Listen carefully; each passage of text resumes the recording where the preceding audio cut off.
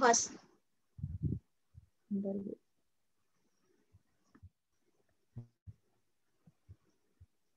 Sudah, Bu. Ya. Terima kasih. Sudah bergabung semua ini? 29? Kurang 1. Iya, sudah semua.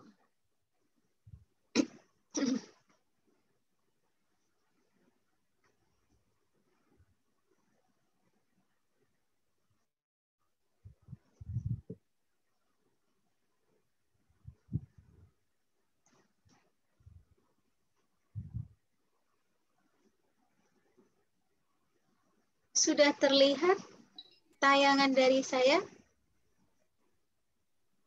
Di saya belum, Bu. Belum ya? Aduh, ini internet di saya ini sepertinya.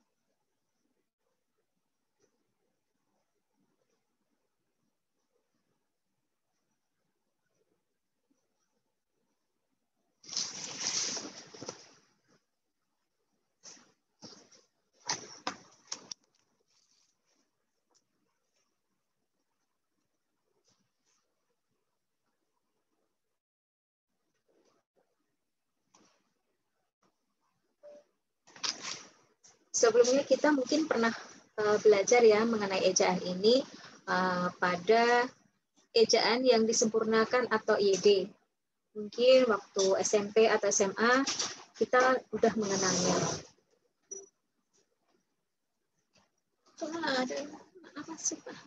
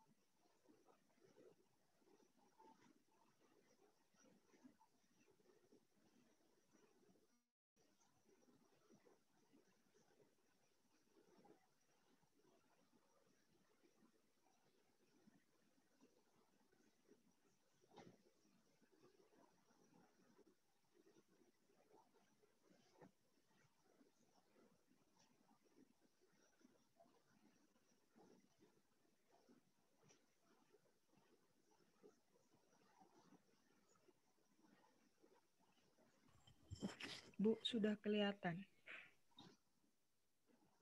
Suara saya terdengar? Terdengar, Bu. Dengar, Bu. Tapi saya tidak bisa mengklik Zoom ini. Video saya terlihat? Terlihat, Bu. Waduh, berarti ini laptop saya ini. Gimana caranya nih?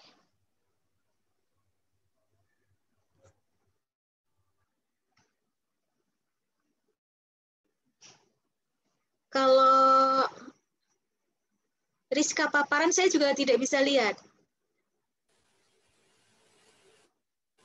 Ini saya udah share screen, Bu. Udah share screen ya. Tapi di saya tidak bisa melihat Zoom saya ini. Bagaimana coba?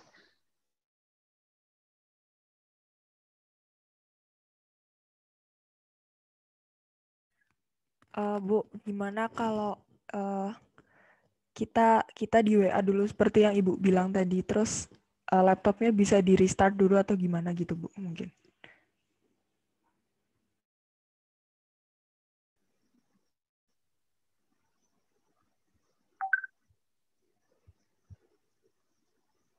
Ya sudah, Rizka yang paparan, Siska yang menyampaikan paparannya, saya yang ini ya, dari sini ya. Saya tapi tidak bisa melihat sama sekali. Bagaimana ya?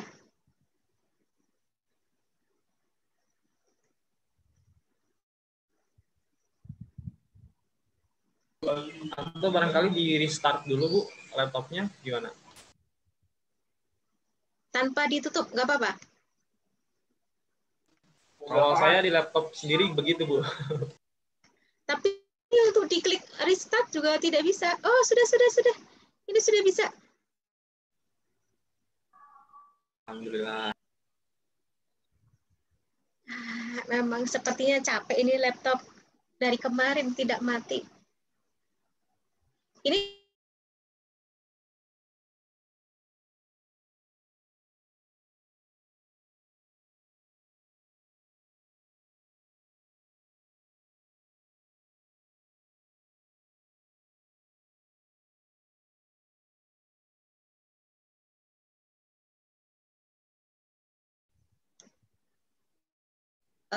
sebelumnya mungkin kita waktu di SMA atau SMP sudah pernah belajar tentang ejaan ini.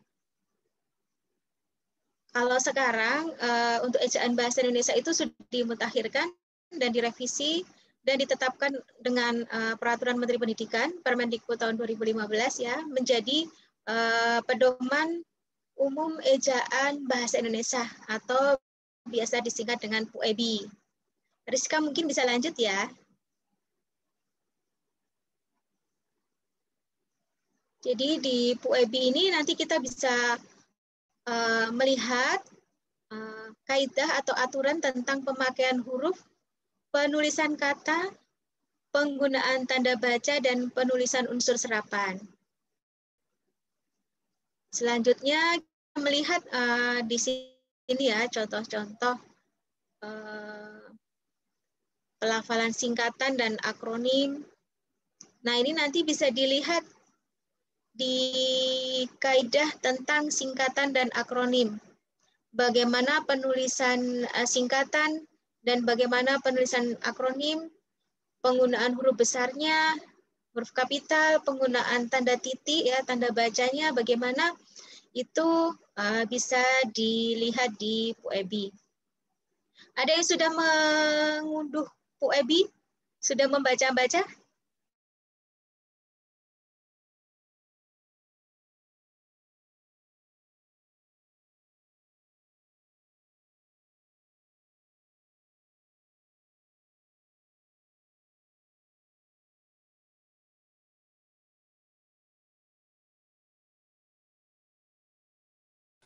Betul, Bu. Nanti saya harapkan kalian bisa mencari di Google untuk PUEBI ini dan syukur-syukur udah bisa mengunduh agar bisa membacanya ya. Kalau di paparan ini hanya sedikit, mungkin hanya ringkasan ya yang ada di dalam PUEBI. Selanjutnya Rizka mengenai pelafalan kata. Di sini diberikan contoh untuk pelafalan kata seperti kata sekadar, sekedar, seksama, saksama. Ini dua pilihan kata yang kita cenderung menggunakan sehari-hari ya. Kita menggunakan bentuk yang tidak tepat. Justru bentuk yang tidak tepat yang biasa kita gunakan sehari-hari. Apalagi dalam tuturan lisan ya. Kita cenderung menggunakan kata sekedar daripada sekadar. Atau mungkin khawatir daripada khawatir.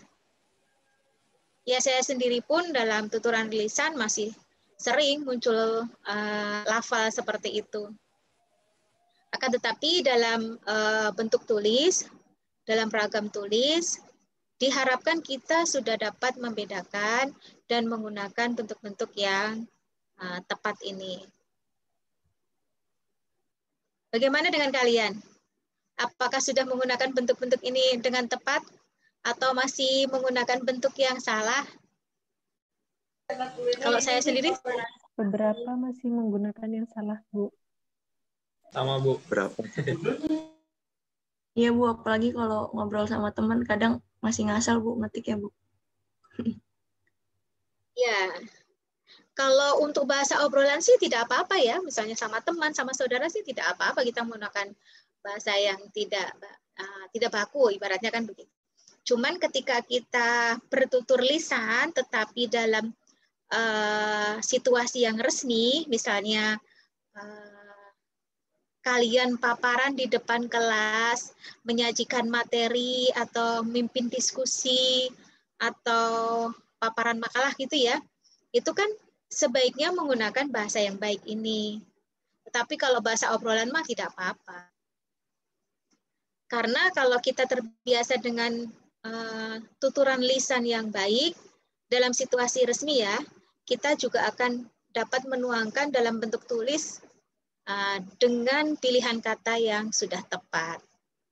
Bedakan dengan situasi yang tidak resmi, yang sifatnya hanya obrolan saja tidak apa-apa.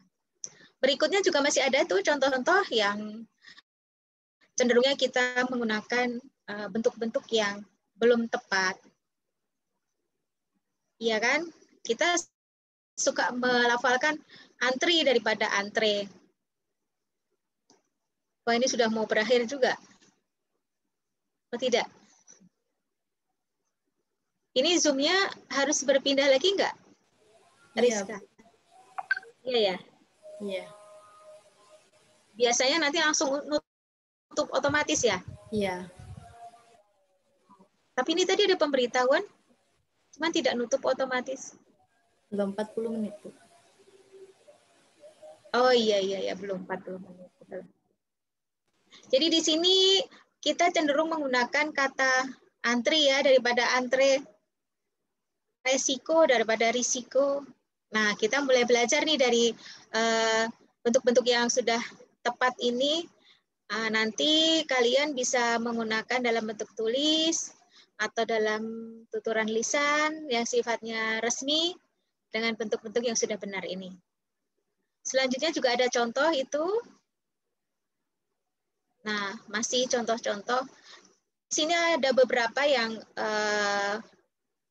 kita menyerap ya dari bahasa asing seperti kata aktivitas, kuantitas, kualitas. November ini semuanya kita menyerap dari bahasa asing. Dalam bahasa asing juga kita menyerapnya ada dua bentuk ya. Tidak serta-merta kita menyerap satu, kemudian kita beri imbuhan, tetapi kita menyerapnya asli dari bahasa asingnya. Seperti kata aktivitas dan aktif, kualitas, itu kita mengambil dari bahasa Inggrisnya ya, seperti aktivitas itu mengambil bahasa Inggrisnya itu kata aktif dan activity, jadi ada dua. Maka mengapa itu dalam bahasa Indonesia sering muncul bentuk persaing seperti ini. Aktivitas menggunakan V dan aktivitas menggunakan F. Sedangkan bentuk yang tepat adalah aktivitas. Karena kita menyerap dalam bahasa Inggris activity yang menggunakan V. Sementara aktif, kita serap ke dalam bahasa Indonesia, V sama E-nya itu menjadi F, berubah menjadi F. Nah, untuk proses pembentukan kata atau penyerapan dari bahasa asing dan bahasa daerah itu bisa dilihat di Pedoman Umum Pembentukan Istilah atau PUPI. Di sana banyak sekali kaidah untuk penyerapan kata ini, penyesuaiannya bisa berupa penyesuaian bunyi dan penyesuaian huruf di akhir kata. Bagaimana perubahannya, semuanya sudah diatur di PUPI. Selanjutnya, bisa lanjut, Rizka. Nah, ini seperti tadi sudah saya sampaikan, untuk ejaan ini kita belajar mengenai pemakaian huruf, terutama huruf kapital ya. Kemudian penulisan kata. Penulisan kata ini ada yang dirangkai, ada yang dipisah. Nah, di dalam PUEB itu ada kaidahnya. Kemudian pemakaian tanda baca, di sini ada tanda titik, koma, titik dua. Nah, itu juga di situ diatur. Kemudian penulisan unsur serapan, contohnya tadi sudah ada. Nah, itu juga diatur di PUEB. Selanjutnya mengenai penulisan huruf kapital. Ini penulisan huruf kapital digunakan untuk menuliskan pangkat yang diikuti oleh nama orang. Nah, nama pangkat yang diikuti oleh nama orang ini ditulis dengan huruf kapital atau huruf besar. Sedangkan penulisan pangkat yang tidak diikuti dengan nama orang itu ditulis dengan huruf kecil. Selanjutnya untuk penulisan huruf kapital ini digunakan untuk menulis gelar keagamaan, kehormatan, dan keturunan. Contohnya di sini ada gelar haji, gelar sultan, dan Raden Ajeng. Selanjutnya, penulisan huruf kapital itu digunakan untuk nama Tuhan, kata ganti Tuhan, dan kitab suci. Nah, untuk kata ganti ini seperti katamu, katanya, ku yang menggantikan Tuhan, itu harus kita tulis dengan huruf kapital. Kemudian untuk, maaf, Rika masih yang tadi ya? Untuk nama pengganti Tuhan ini ya, untuk Maha Kuasa, Maha Pengasih, nah ini Maha Kuasa ditulis dengan serangkai, sedangkan Maha Pengasih itu ditulis dengan dipisah. Nah, itu nanti ada kaidahnya pada penulisan kata. Itu nanti dijelaskan untuk kata yang tanpa imbuhan, yaitu bentuk tunggal seperti kata kuasa, asih, sabar gitu dituliskan serangkai. Maha Kuasa, Maha Asih, Maha sayang.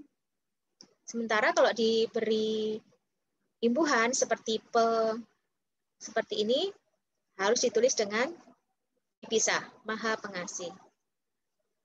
Selanjutnya penulisan huruf kapital digunakan untuk nama bangsa, suku, dan bahasa. Contohnya di sini ada bangsa Indonesia, suku Nias, bahasa Indonesia. Nah, untuk nama-nama itu penulisan sukunya S tetap kecil, N-nya besar. Jadi suku Nias S-nya kecil, N-nya besar. Kemudian ada penulisan huruf kapital juga digunakan untuk selanjutnya nama tahun, bulan, hari raya, dan peristiwa sejarah. Di sini contohnya ada tahun Masehi, Lebaran, proklamasi kemerdekaan, Perang Dunia Kedua. Nah, itu semuanya harus ditulis dengan huruf awal kapital. Selanjutnya, huruf kapital ini juga digunakan untuk menuliskan nama geografi, nama tempat. Di sini ada contohnya, Kota Ambon, ini Provinsi Jawa Tengah. Nah, ini harus dituliskan dengan huruf besar. Di sini juga dipadankan dengan nama daerah, tapi bukan nama geografi ya, tapi nama jenis seperti pisang Ambon, gula Jawa, jeruk Bali. Nah, itu ditulis dengan huruf kecil semua karena menyatakan nama jenis bukan nama geografi. Kemudian huruf kapital digunakan untuk menuliskan nama, gelar akademik, pangkat, dan sapaan. Di sini gelar akademik contohnya doktor. Kemudian sapaan ada saudara. Nah, untuk sapaan ini pengecualian ya, baik dia diikuti nama maupun tidak diikuti nama, penulisan sapaan harus dengan huruf kapital. Jadi contoh nomor 3, C itu kalimatnya, saya berharap agar saudara Nino menaati peraturan, atau diubah menjadi, saya berharap agar saudara menaati peraturan. Kata saudara di situ harus diawali dengan huruf kapital. Saudara, bapak, ibu, semuanya ditulis dengan huruf awal kapital apabila dipakai sebagai sapaan. Begitu juga dengan gelar seperti dokter, profesor, jika digunakan sebagai sapaan, juga harus dituliskan dengan huruf kapital. Seperti misalnya, bagaimana dok keadaan anak saya, misalnya seperti itu. Sapaan kepada dokter, doknya di situ harus besar. Terus misalnya, selamat pagi profesor, gitu. Selamat pagi prof. Di situ juga ditulis dengan huruf kapital karena sebagai sapaan pada tuturan langsung. Kemudian huruf kapital, nah itu tadi semuanya tentang penulisan huruf kapital ya. Sampai di sini sebelum lanjut ke penulisan huruf miring, ada pertanyaan atau mungkin komentar?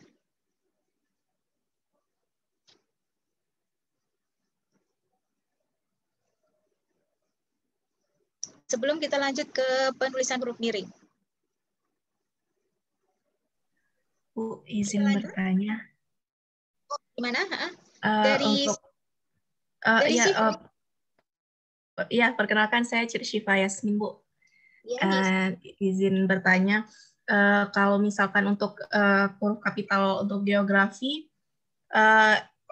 kan misalkan kayak kota Ambon itu kan awalannya huruf kapital. Untuk kata kotanya itu juga diikuti huruf kapital atau enggak, Bu? Seperti suku tadi. Kalau untuk suku, S-nya kan kecil. Tetapi untuk menyatakan itu apa? Pemerintah, misalnya pemerintah Kota Bogor. Nah, kotanya itu harus huruf besar karena menyatakan wilayah administratif ya. Itu harus huruf besar. Ya, baik. K-nya. Kayak seperti Kabupaten Bogor. Itu juga K-nya harus huruf besar. Ya, baik Bu. Terima kasih. Iya.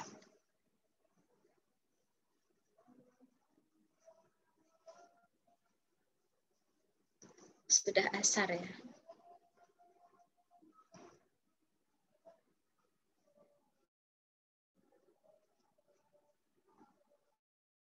Bagaimana? Dilanjut? Boleh, Bu. Boleh, Bu. Baik. Untuk selanjutnya untuk penulisan huruf miring. Nah, ini biasa kita ini ya udah lazim ini tentang penulisan nama buku, majalah, surat kabar dalam kutipan. Baik dalam penulisan artikel, karya tulis ilmiah, atau apa yang biasa kita tulis ya, yang menggunakan kutipan, itu kita menuliskannya dalam huruf miring. Baik di badan teks maupun di dalam daftar pustaka. Contohnya seperti itu di dalam badan teks. Sementara di dalam daftar pustaka, kalian udah bisa ya menuliskan daftar pustaka dengan kutipan untuk buku, majalah, dan surat kabar. Sementara untuk bagian dari buku, nama bab atau artikel dalam majalah itu dituliskan di antara tanda petik 2, bukan dimiringkan. Nah, nanti ada kaidahnya di penulisan tanda petik 2. Selanjutnya untuk penulisan huruf miring ini digunakan untuk, bisa lanjut Rizka? Untuk penulisan huruf miring ini digunakan untuk menuliskan nama ilmiah atau ungkapan asing, kecuali yang sudah disesuaikan ejaannya dalam bahasa Indonesia. Di sini contohnya untuk nama ilmiah itu nama tumbuh-tumbuhan ya, dan untuk nama binatang terkait dengan bidang biologi. Nah, ini dituliskan nama ilmiah buah manggis misalnya, Carcinia mangostana, itu dituliskan dalam huruf miring. Nama ungkapan asing juga dituliskan dengan huruf miring seperti contoh B. Kecuali contoh C yang ketiga, seperti eksekutif, legislatif, dan yudikatif, karena itu sudah disesuaikan ejaannya dalam bahasa Indonesia, maka dituliskan dalam huruf tegak. Selanjutnya, Rizka. Nah, itu untuk kaidah penulisan huruf miring. Ini selanjutnya penulisan huruf tebal. Untuk penulisan huruf miring, mungkin ada komentar atau pertanyaan? Silakan.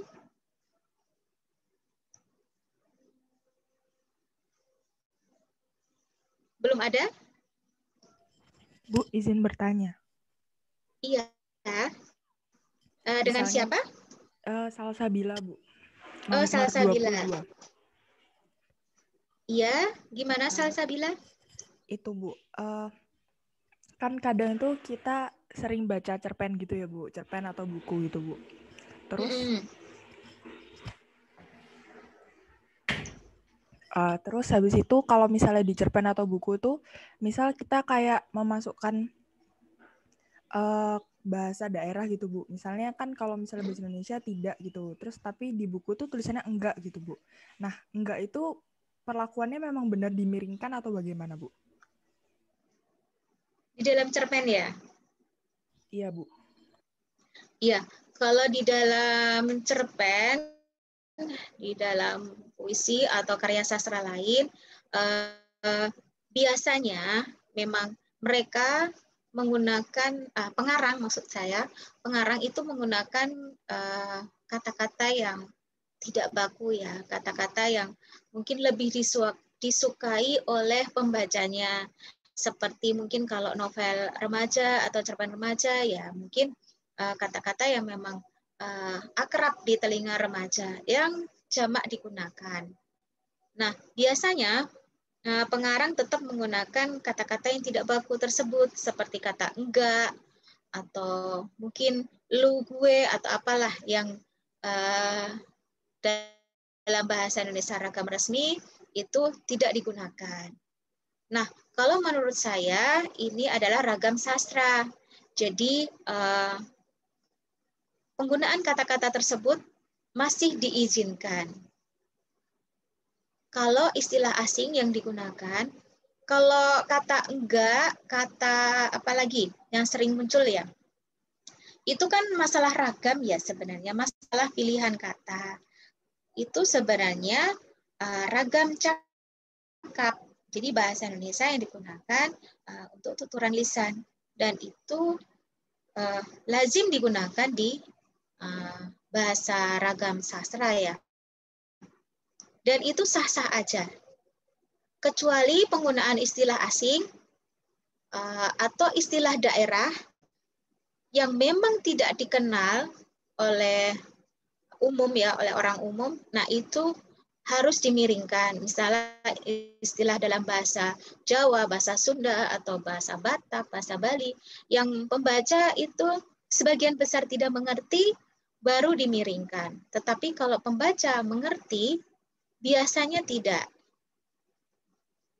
Nah, kata-kata itu seperti ragam cakap biasanya tetap muncul di KBBI, di Kamus Besar itu tetap ada. Dan itu ditulis dengan keterangan cakap gitu, cak. Jadi masalah ejaan ini itu terkait sama penggunaan bahasa Indonesia dalam situasi resmi, baik lisan maupun tulisan. Jadi kalau di luar situasi resmi masih diperbolehkan Salsabila. Jadi silakan saja yang hobi ya, punya kegemaran untuk menulis puisi, cerpen, novel, silakan saja menggunakan gaya bahasa masing-masing dengan ragam bahasanya sendiri. Begitu Salsabila. Ya, terima kasih banyak, Bu. Iya, sama-sama. Bu, izin bertanya, Bu. Iya,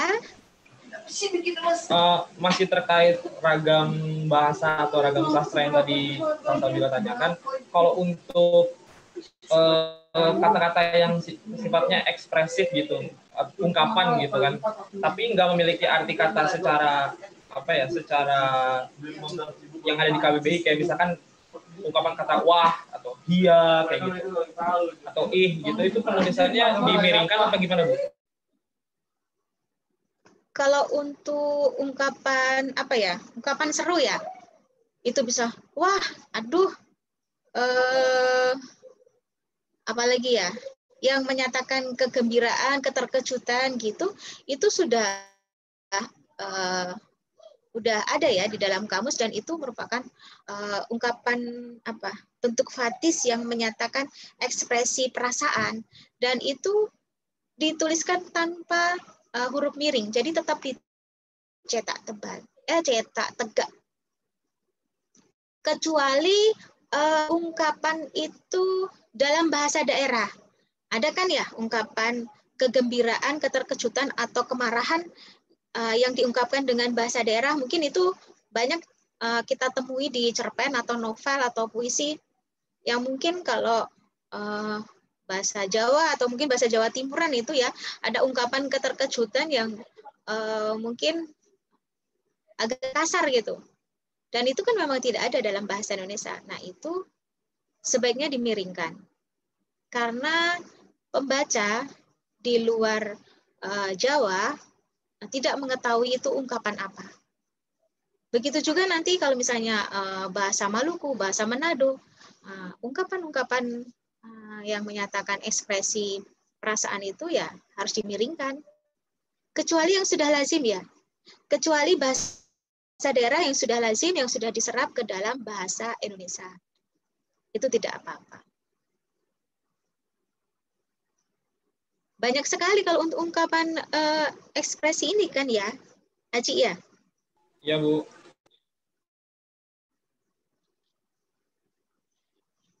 Tapi untuk ragam tulisan resmi, kata-kata yang mengungkapkan keseruan itu kan jarang kita gunakan ya. Ungkapan ekspresi itu biasanya dalam bentuk lisan ya. Atau ragam sastra itu tadi. Kalau kita belajar tentang ragam bahasa, sangat kaya bahasa Indonesia ya. Ragam apapun, nanti bahasanya juga beda. Oke, baik, Ya, Bu. itu Terima Aci ya. kasih. Terima kasih, Bu. Ada pertanyaan lain atau mau lanjut?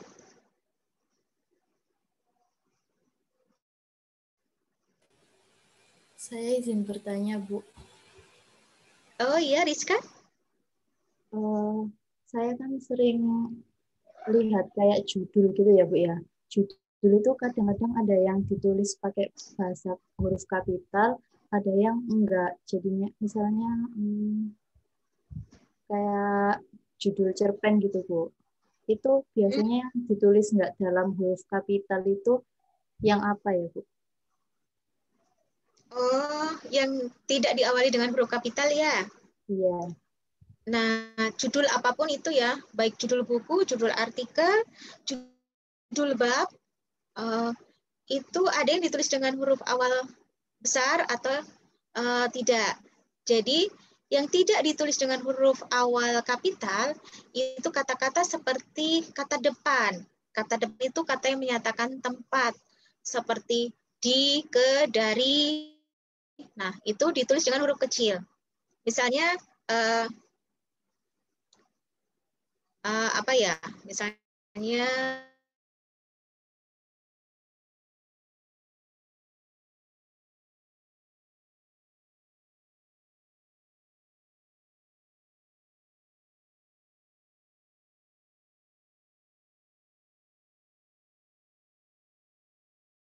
besar. Selain kata depan, ada juga kata penghubung. Seperti kata yang, tentang, itu ditulis dengan huruf kecil juga. penghubung relatif ya. Terus atau itu juga ditulis dengan huruf kecil, dan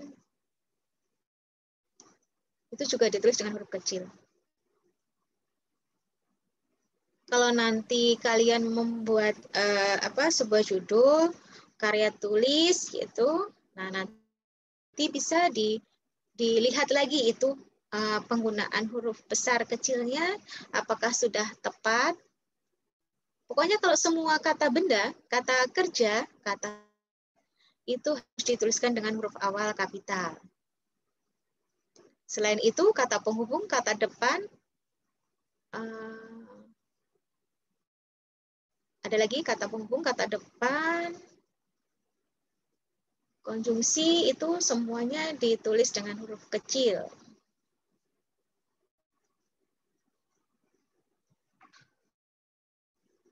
Nanti kalau kayak gitu, banyak latihan aja kita. Jadi kapan ditulis dengan huruf besar, kapan ditulis dengan huruf kecil, nanti kita latihan saja ya. Kalau tanpa latihan sepertinya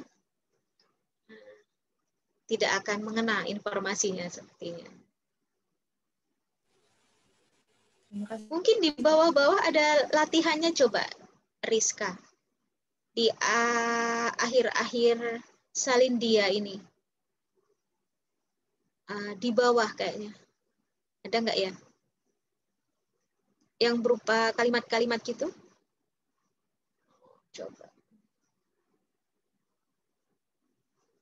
Oh, tidak ada.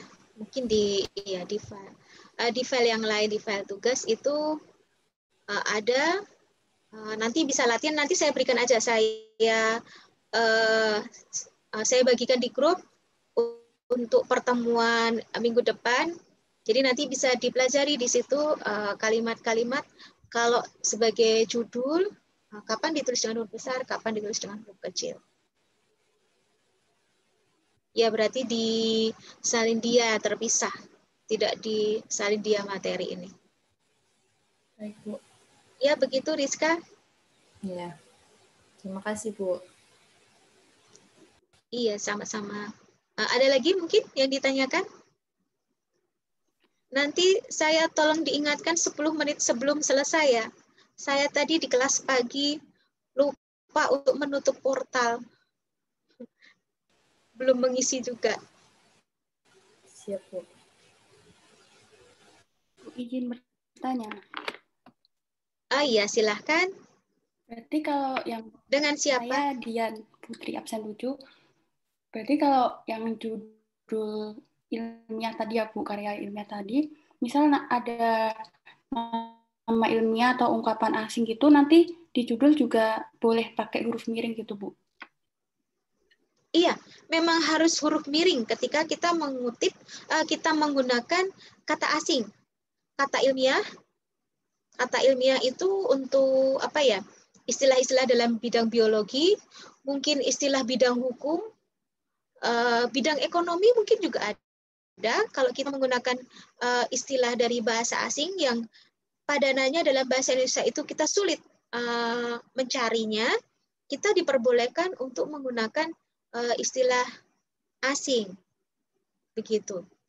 Atau dua-duanya nanti bisa digunakan. Misalnya, karena memang tidak ada padanya dalam bahasa Indonesia, istilah asing, kemudian di dalam kurung diberi penjelasan. Istilah itu maknanya seperti apa. Nah, selanjutnya mungkin bisa digunakan terus di dalam artikel tersebut. Baik, Bu, begitu.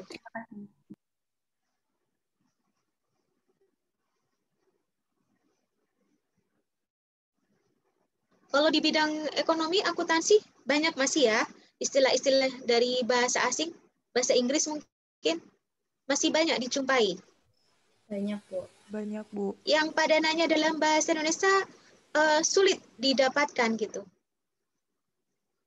Bisa diberikan contoh mungkin?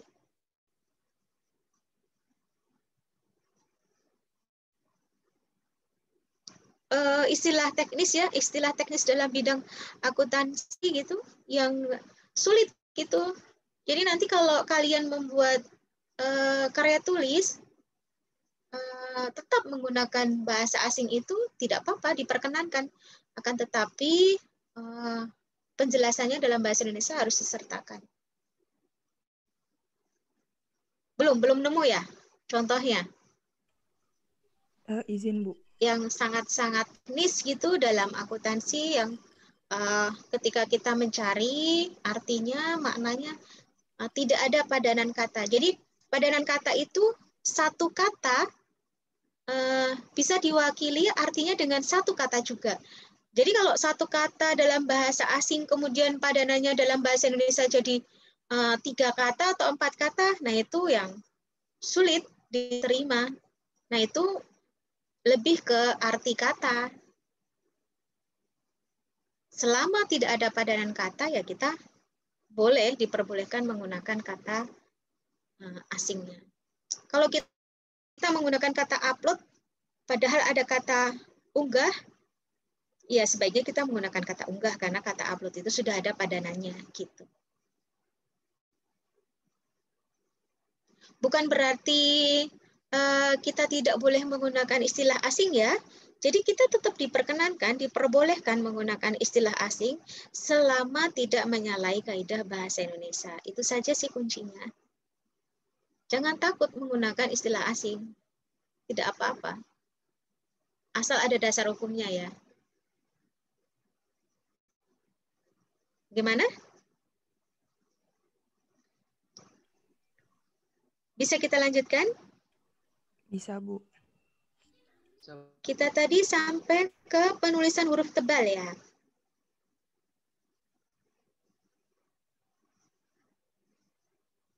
Nah, untuk penulisan huruf tebal, ini fungsinya hanya sebagai penegasan atau pengkhususan ya. Seperti pada kata Ramadan itu, karena kata Ramadan sudah dicetak miring, kan tidak mungkin kita miringkan lagi gitu.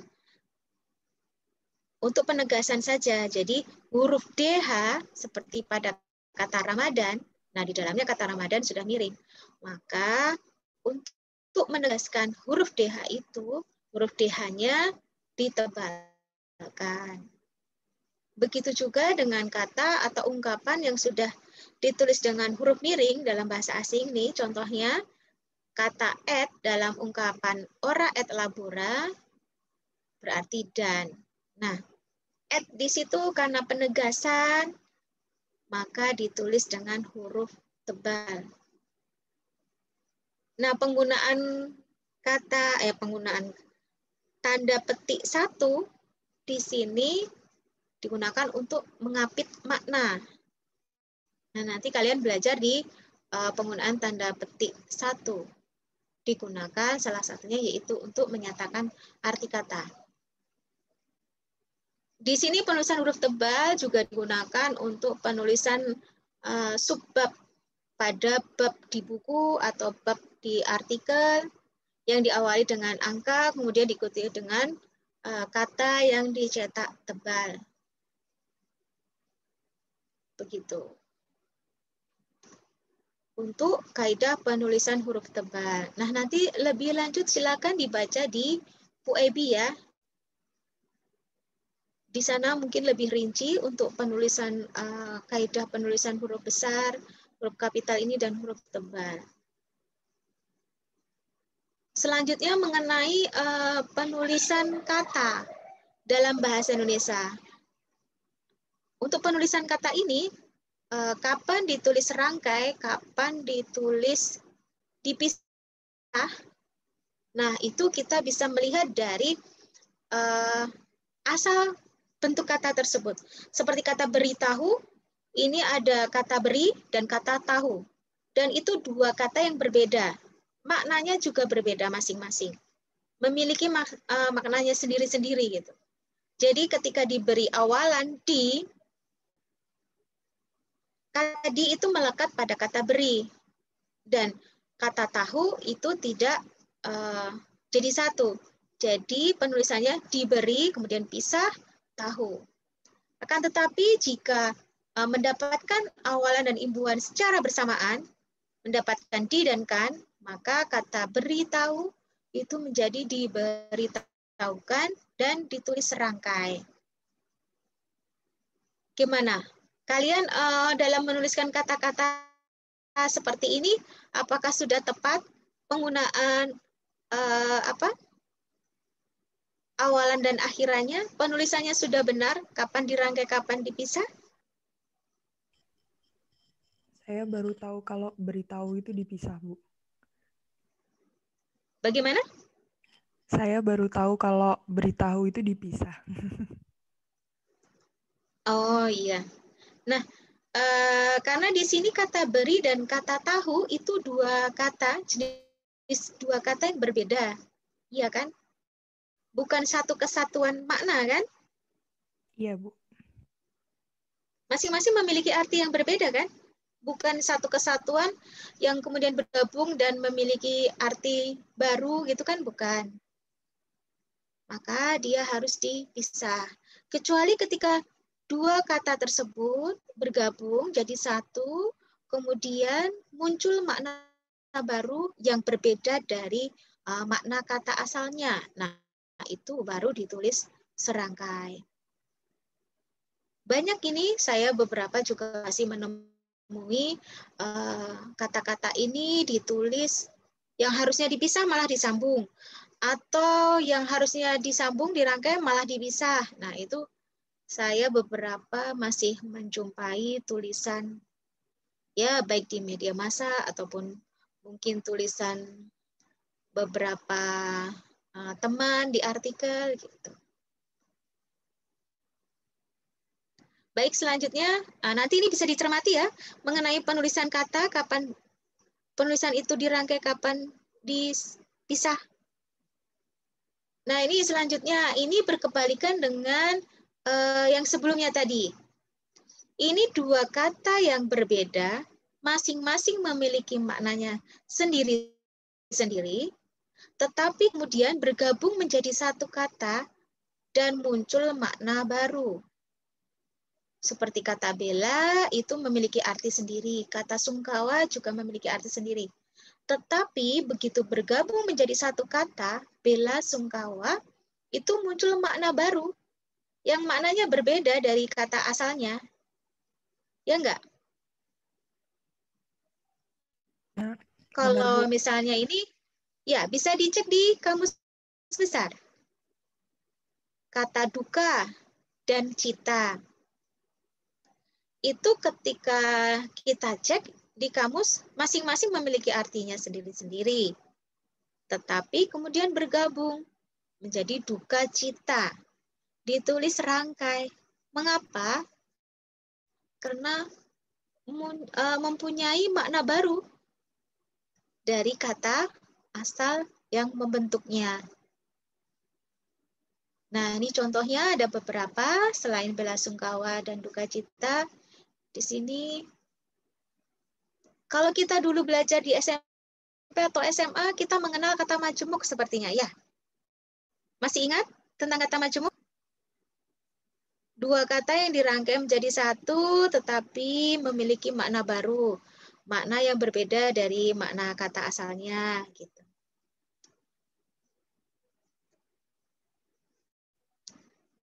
Baik, selanjutnya mengenai penulisan kata ini. Nah, di sini ada penulisan kata yang diberi afiks atau diberi imbuhan. Di sini ada imbuhan pasca, antar, sabta, panca, maha, dan itu kalau kita mengecek di KBBI, kata-kata pasca, antar, sabta, panca itu merupakan bentuk terikat.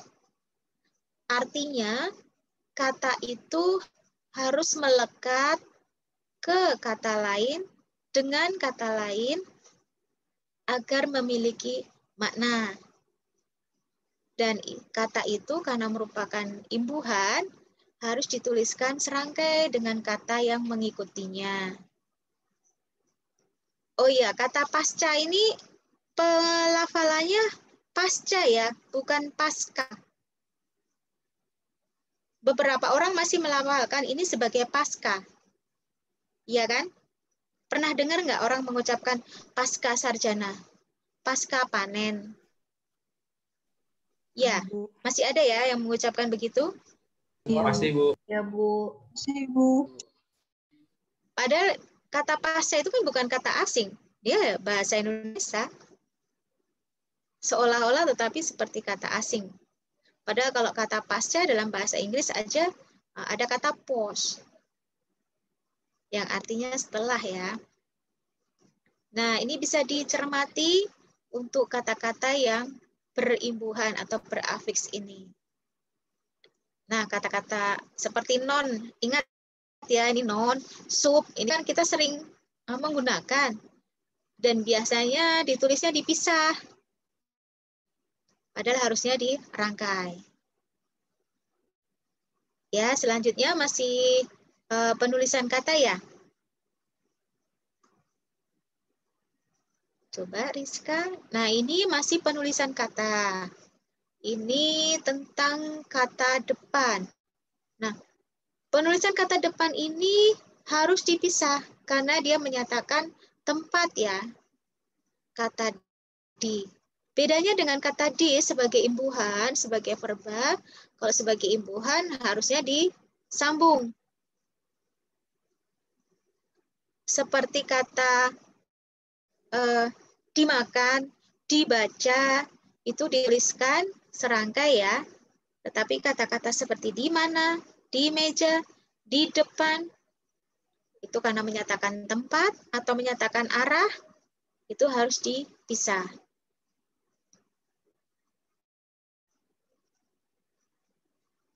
Oke, kemudian masih penulisan kata, di sini ada penggunaan kata pun yang sebagai partikel ya, sebagai imbuhan juga, dan sebagai kata. Nah, ini bedanya yang di kanan maupun di kiri ada yang disambung dan ada yang dipisah.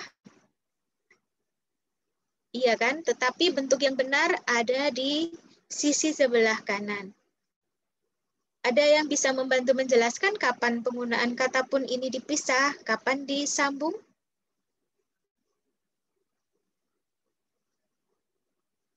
Ada yang bisa membantu menjelaskan?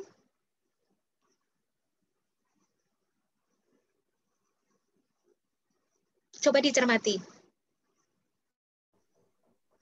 Mengapa pada kata menangis pun yang benar adalah dipisah?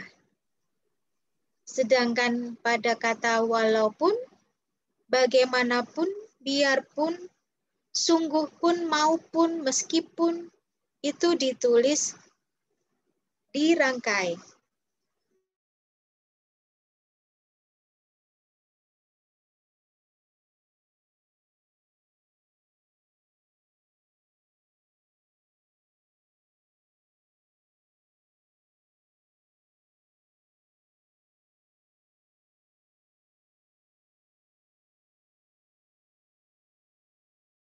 Dari siapa?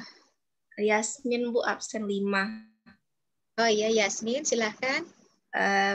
Kalau menurut saya yang disambung itu adalah kata sambung, kata hubung, Bu, kata hubung antar kalimat seperti walaupun, bagaimanapun, biarpun, sungguh pun. Tapi kalau misalkan seperti yang menangis pun, mereka pun itu bukan kata sambung, Bu. Cuman seperti kata kerja disambung dengan kata pun, ya seperti itu, Bu. Iya, iya benar. Jadi Yasmin, untuk kata walaupun, bagaimanapun, biarpun, sungguh pun, itu karena memang dia sebagai kata sambung ya, kata penghubung baik penghubung antar kalimat yang ada di awal kalimat maupun penghubung antar intra kalimat yang ada di dalam kalimat. Itu ditulis disambung karena memang dia berfungsi sebagai penghubung, sebagai penegasan saja punnya di situ. Tetapi pada kata menangis, mereka, banjir, terlambat, pun di situ bukan sebagai partikel, bukan sebagai penghubung, tetapi sebagai pengganti kata juga. Iya tidak? Seperti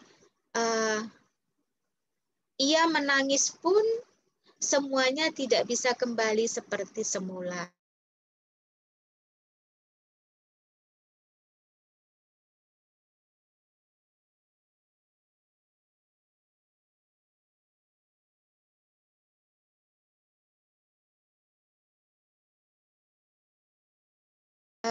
Ke stadion misalnya.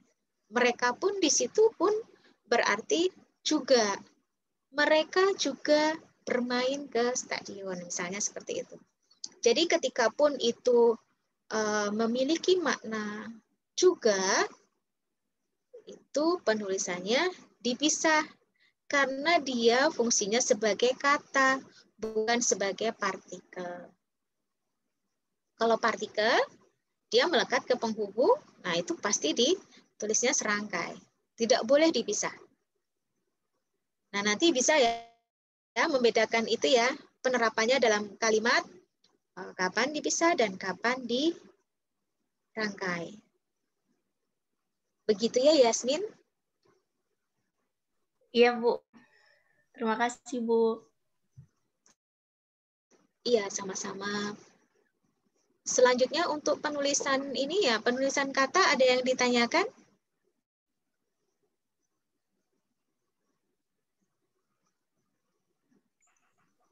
Izin bertanya, Bu. Iya, Alfat? Ya, saya ini masih mengganjal. Ini yang kata tebal tadi, Bu. Saya kan yang dicetak tebal. Juga baca berita headline news gitu, judulnya menggunakan kalimat dengan kata tebal, apakah itu emang kaidahnya? Terus yang kedua itu semisal kata meskipun, walaupun itu tadi dijadikan judul, ataukah apakah kata huruf W dan M itu kapital, Bu? Terima kasih, Bu. Oh iya, terima kasih. Untuk headline news itu maksudnya judul di surat kabar misalnya gitu ya? Terus dicetak tebal semua, Bu, gitu.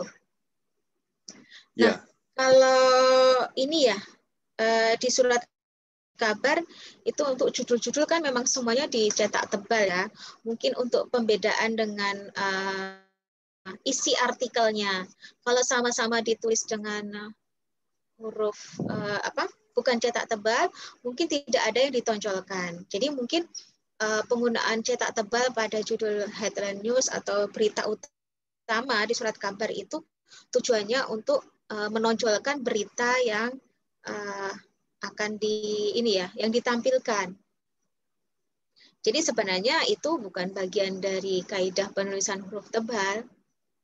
Nah, itu tadi yang saya maksud dengan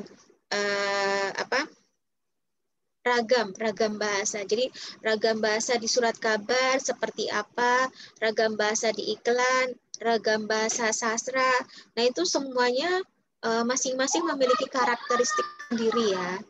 Berbeda dengan ragam bahasa ilmiah, ragam bahasa tulis, karya tulis. Itu sangat berbeda. Jadi untuk kepentingan tertentu, surat kabar mempunyai pertimbangan untuk menebalkan judul-judul itu dengan tujuan yaitu tadi untuk menarik pembaca. Begitu kita melihat judul berita utamanya, headline news-nya bagus, menarik, apalagi dengan pilihan kata yang sangat provokatif gitu, akhirnya kita jadi membaca, jadi tertarik untuk membaca. Begitu. Jadi karena mungkin memiliki tujuan tertentu ya, maka dicetak dengan huruf tebal. Begitu ya, Alfat ya. Nah, untuk penggunaan huruf kapital ya pada kata-kata seperti walaupun, meskipun, karena itu termasuk kata sambung atau kata penghubung, konjungsi, maka ditulis dengan huruf kecil pada penulisan judul. Jadi dia termasuk ke dalam kata penghubung. Begitu, jadi ditulis dengan huruf kecil ya. Oh ya, baik Bu. Terima kasih ya, Bu. Iya, baik. Bu, izin bertanya.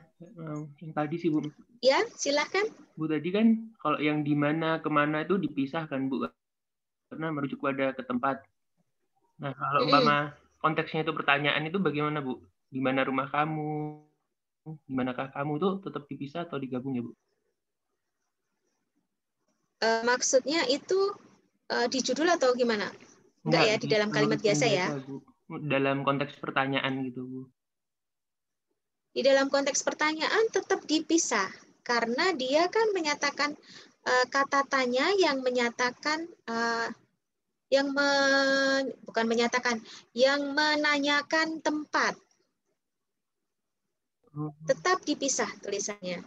Oh yes, itu ya, Bu. Karena sering nemuin itu digandengin itu, Bu, di sama mananya. Iya, nah itu tadi karena ya penggunaan bahasa kita mungkin ya di media massa atau di mana itu masih variatif sekali, bentuk-bentuk itu masih bersaing, artinya sama-sama digunakan. Bentuk yang tepat dan tidak tepat itu sama-sama digunakan dalam jumlah yang mungkin kadar persentasenya hampir sama.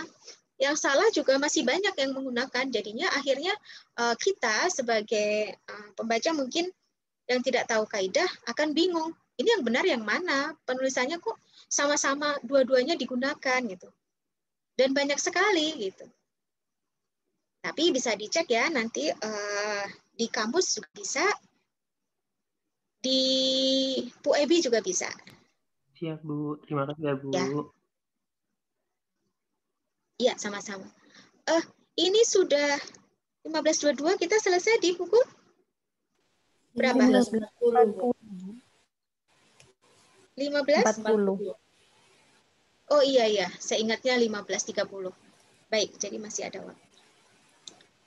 Jadi untuk bentuk-bentuk yang salah sama benar itu kita memang harus hati-hati mencermati karena di media bagaimanapun ya kita tidak bisa lepas dari media itu menyajikan kedua bentuk itu sama-sama besar porsinya. Bahkan mungkin yang salah yang sering kali kita temui. Nah itu dari Kementerian Pendidikan dan Kebudayaan, Badan Bahasa itu memberikan anugerah ya, anugerah Adipura Bahasa, Adibahasa. Jadi untuk media-media yang menggunakan bahasa Indonesia itu dengan baik, seperti surat kabar, televisi. Nah itu yang sering kali mendapatkan anugerah Adibahasa itu seperti Kompas, Koran Tempo, Media Indonesia. Nah itu surat kabar, koran-koran yang sudah dinilai penggunaan bahasanya dinilai baik dibandingkan surat kabar yang lain. Begitu juga televisi ya, media televisi juga diberikan penilaian untuk penggunaan bahasa Indonesianya. Dan penggunaan bahasa Indonesia di ruang publik pun setiap daerah, setiap kota itu juga memiliki diberikan anugerah bahasa juga. Seperti hanya Adipura begitu. Ya itu untuk merangsang ya, untuk memotivasi siapapun ya, masyarakat pengguna bahasa untuk berusaha menggunakan bahasa Indonesia itu dengan baik dan benar di situasi dan kondisi yang tepat ya, yang sesuai. Begitu. Kita pun juga ya, kita di dunia pendidikan bahasa Indonesia digunakan sebagai bahasa pengantar pendidikan, sebagai bahasa tulis untuk karya tulis. Nah, kita usahakan untuk bisa menjaga bahasa Indonesia ini tetap ada di koridornya yang baik dan benar itu tadi. Nah, kalian sebagai mahasiswa turut ini punya andil ya untuk bisa mempertahankan penggunaan bahasa Indonesia ini dengan baik. Begitu ya.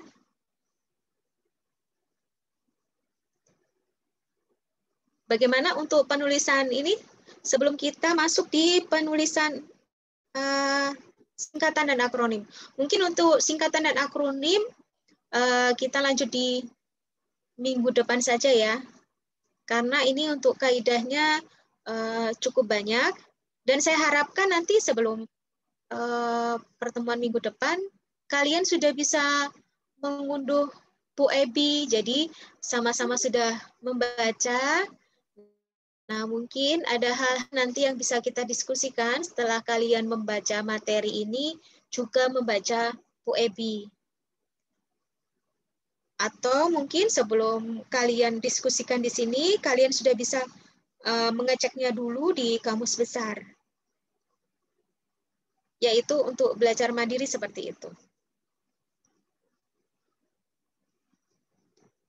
Bagaimana? Ada yang ditanyakan lagi?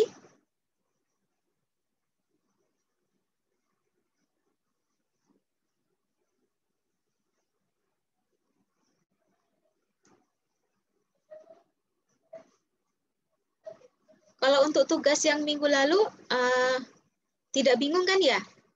Salah satunya juga ini kan tentang penggunaan kata yang tepat dan tidak tepat.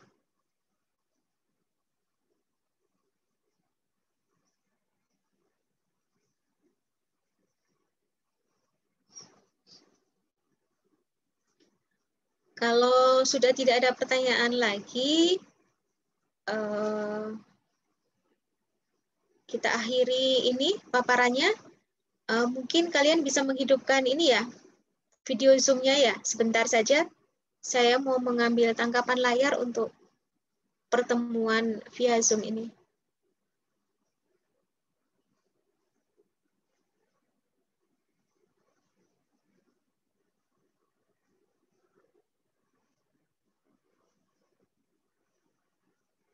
Mungkin Rizka bisa menutup ya paparannya, Rizka.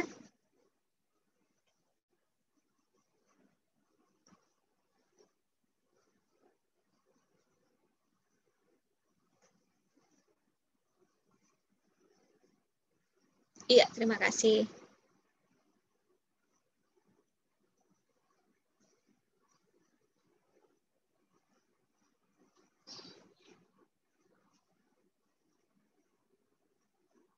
Silakan menghidupkan videonya. Mungkin ada yang ngantuk ya.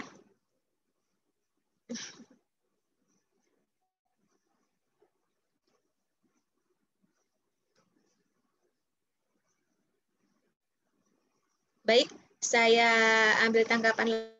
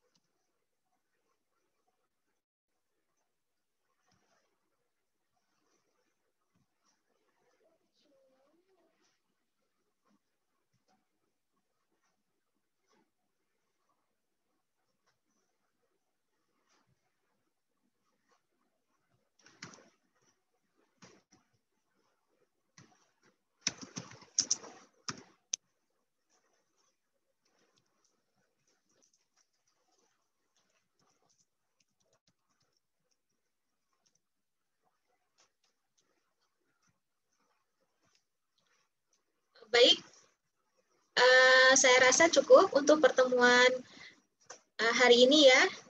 Silahkan dibaca-baca lagi dan dicermati contoh-contoh pada materi ejaan. Nanti minggu depan kita bisa banyak diskusi untuk materi tersebut. Karena masih ada cukup banyak ya untuk materi ejaan ini. Bisa dipelajari secara mandiri. Baik, saya akhiri ya untuk pertemuan siang hari ini. Terima kasih. Assalamualaikum warahmatullahi wabarakatuh. Selamat sore. Waalaikumsalam warahmatullahi wabarakatuh. Terima kasih, Bu. Terima kasih, Bu. Terima kasih, Bu. Jaga kesehatan ya. Iya, Bu. Ya, Bu.